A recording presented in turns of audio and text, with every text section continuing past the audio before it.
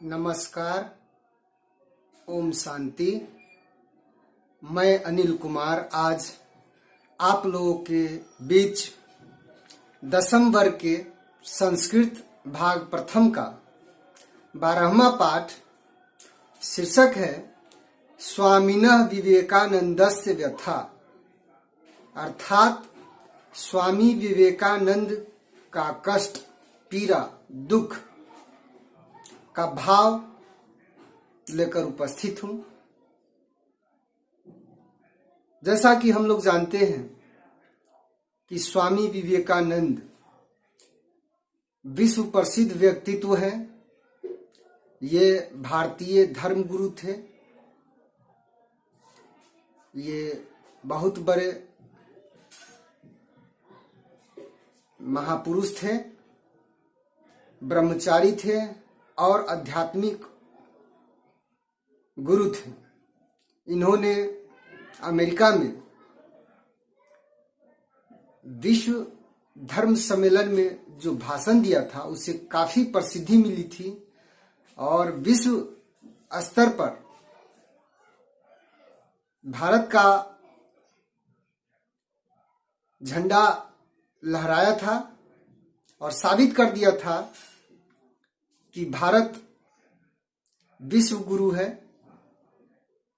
तो उसी महात्मा स्वामी विवेकानंद जी के बारे में हम लोग इस पाठ में पढ़ेंगे। तो शुरू करते हैं। अष्टादश त्रयोनवतितमस्य वर्षस्य सितंबर मासः 1893 ईस्वी के वर्ष का सितंबर का महीना था। स्वामी विवेकानंद अमेरिका देशे आयोजिते विश्व धर्म सम्मेलने भागं गृहीतवान्। स्वामी विवेकानंद अमेरिका में आयोजित विश्व धर्म सम्मेलन में भाग लिए थे। तस्य भाषणानां कीर्ति सर्वत्र प्रसरिता जाता। उनके भाषण का यश सभी जगह फैल गया। अमेरिका निवासिनः ततः अन्यतमम् आकृष्टाः जाता। अमेरिका वासी उनके भाषण से अत्यंत आकृष्ट हुए। कौचित अमेरिकी दंपति स्वामिनं विवेकानंदं स्वगृहं प्रति निमंत्रितवन्तौ। किसी अमेरिकी दंपति ने स्वामी विवेकानंद को अपने घर पर निमंत्रण दिया या निमंत्रण देते हुए कहा, अस्माकं गृहे भोजन सेवनेन विश्राम स्वीकरणेन च वयम अनुग्रहीतव्या इति। हमारे घर पर भोजन और विश्राम की सेवा स्वीकार कर हम लोगों को अनुग्रहित करें, मतलब हम लोगों पर कृपा करें। स्वामी वर्य तयो निवेदनम अंगीकृतवान। स्वामी जी ने उनके निवेदन को स्वीकार कर लिया। सह तत् गृहं गत्वा रात्रौ भोजनम कृतवान। वे उनके घर जाकर रात का भोजन किया।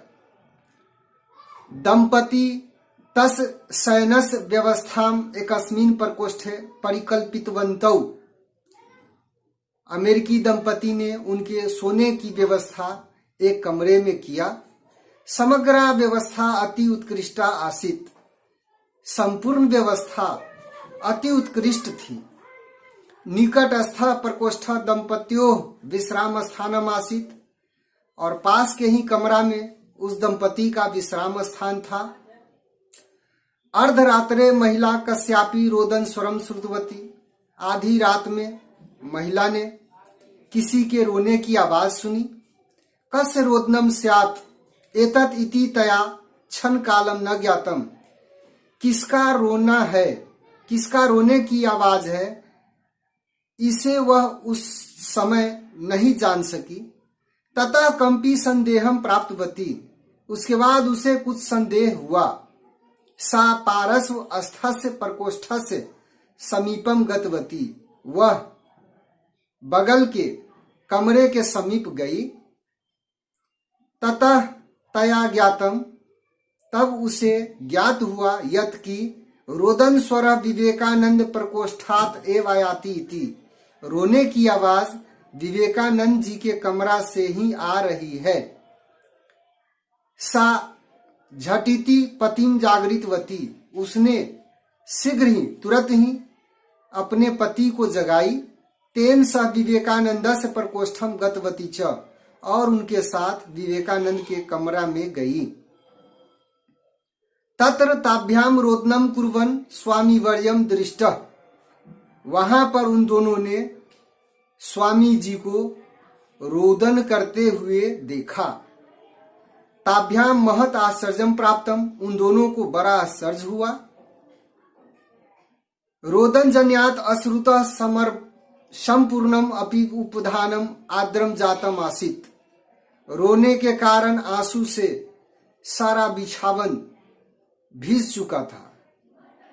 स्वामी वर्य, हे स्वामी वर्य, अस्माकं व्यवस्थायाम को अपि दोषा वर्तते किम, क्या हमारी व्यवस्था में कोई कमी रह गई है? किमर्थम भवान रोदिति, आप क्यों रो रहे हैं? यदि व्यवस्थायाम को अपि दोषः स्यात् तर्हि क्षन्तव्याः वयम इति उक्तवती गिरीस्वामिनी, यदि व्यवस्था में कोई कमी रह गई है तो हम लोगों को आप क्षमा कर दीजिए, ऐसा गिरीस्वामिनी बोली। तयो आगमनम दृष्ट्वा विवेकानंद क्षण कालम दिग्भ्रांतः, उन दोनों को आते हुए देखकर विवेकानंद जी थोड़ी देर के लिए दिग्भ्रमित हो गए, दुविधा में पड़ गए। स्वस्य रोदनम ताभ्याम दृष्टम इत्यतः काचित लजापि, खुद को रोते हुए उन दोनों ने देख लिया, इस कारण से थोड़ा सा शर्मा भी गए। क्षणम विरम्य, थोड़ी देर रुककर रोदनम यत्ने निगृह, और यत्न पूर्वक रोना बंद करके स अवदत, उन्होंने कहा, क्षन्तव्य अहम एव भवद्भ्याम, आप लोग मुझे क्षमा कर दीजिए। भवती अत्यंतम मधुरम स्वादु भोजनम परिविष्टवती, आपने बहुत ही मधुर और स्वादिष्ट भोजन परोसा। सुखदायी तल्पम अपि व्यवस्थापितवती, आनंददायी सुखदायी बिछावन भी व्यवस्था किया। समग्र व्यवस्था अति उत्कृष्टा दोष रहिता च अस्ति, सारी व्यवस्था उत्कृष्ट और दोष रहित है। मम रोदनस्य कारणम अत्रत्या व्यवस्था सर्वथा न, मेरे रोने का कारण यहाँ की व्यवस्था तो बिल्कुल ही नहीं है।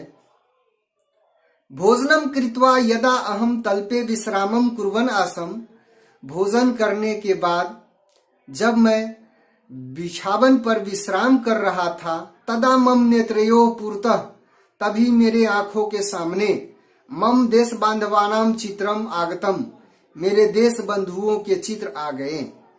वराकाते पूर्ण उदरम आहारम अपि न प्राप्नुवन्ति, ठीक से बढ़िया से, वराका माने बढ़िया से, अच्छा से, वे लोग भरपेट भोजन भी प्राप्त नहीं करते हैं। शीतकाले पर्याप्तम आच्छादकम अपि तेषां पार्श्वे न भवति, ठंडे के समय में पर्याप्त ओढ़ने के वस्त्र भी उनके पास नहीं होते हैं। दुख दारिद्र्य पूर्णम जीवनम यापयन्तः असंख्या भारतीया मया स्मृता, दुख और दरिद्रतापूर्ण जीवन यापन करने वाले असंख्य भारतीय मुझे याद हो गए। ततः मम मनः अपि दुखग्रस्तम अभवत् इति, इसीलिए मेरा मन भी दुखी हो गया। और इस प्रकार से ये 12वां पाठ का भाव पूरा होता है। आशा करता हूं यह वीडियो आपको अच्छा लगेगा। अच्छा लगता है तो हमारे चैनल को जरूर सब्सक्राइब कर दीजिए और अपने दोस्तों के बीच शेयर कर दीजिए। मिलते हैं आपसे नए पाठ के साथ अगले वीडियो में। नमस्कार, ओम शांति। आपने वीडियो देखा इसके लिए धन्यवाद।